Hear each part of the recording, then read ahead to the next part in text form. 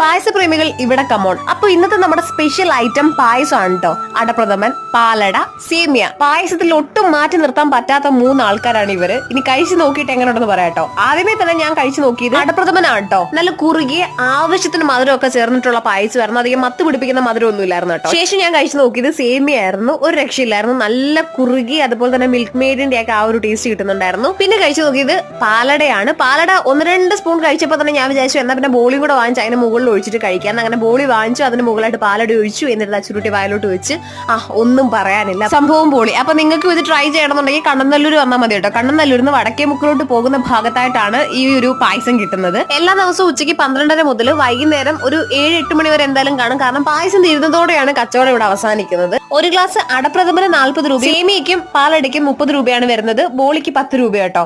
എന്തായാലും നിങ്ങൾ ഇതുവഴി പോവാണെങ്കിൽ മസ്റ്റ് ആയിട്ടും ട്രൈ ചെയ്ത് നോക്കാം. അപ്പൊ ഇന്നത്തെ വീഡിയോ ഇത്രയേ ഉള്ളൂ. ടാറ്റാ, ബൈ.